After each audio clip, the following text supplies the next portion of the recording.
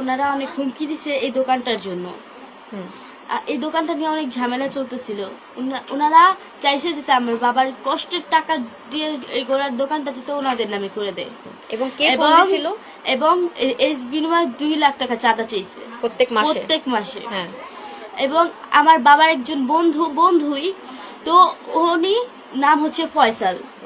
উনি হচ্ছে আমার বাবাকে ফোন দিছে আপনার বাবা বের হওয়ার আগে, ফোন দিয়ে বলছে যে তুমি তাড়াতাড়ি একটু বাইরে আসো, তো তোমার দোকানের সামনে আসো। আমার বাবা বলছে যে ওরা যেহেতু আমার হুমকি দিছে, ওগুলোর সাথে তো অনেক মানুষ ছিল, তো আমি কিছু মানুষ নিয়ে যাই। ওই লোকটা বলছে না, কোনো মানুষ লাগবে না, তুমি একা আসো।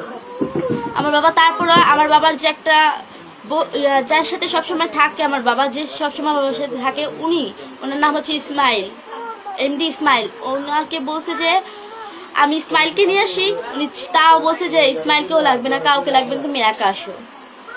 তারপর আমার ইসমাইল হচ্ছে 1 নাম্বার সাক্ষী। উনি হচ্ছে আমার বাবার সাথে সবসময় থাকে। ওনাকে নিয়ে যেতে চাইছে, কিন্তু ওনারা নিয়ে যেতে দেয়নি। একটা পুরোটা পরিকল্পনা করে এরকম হত্যা করছে।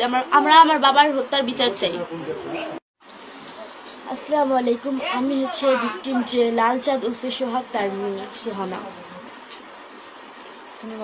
আসসালামু আলাইকুম, আমি ভিকটিম লালচাঁদ উর্ফে সোহাগের ছেলে মোহাম্মদ সোহান।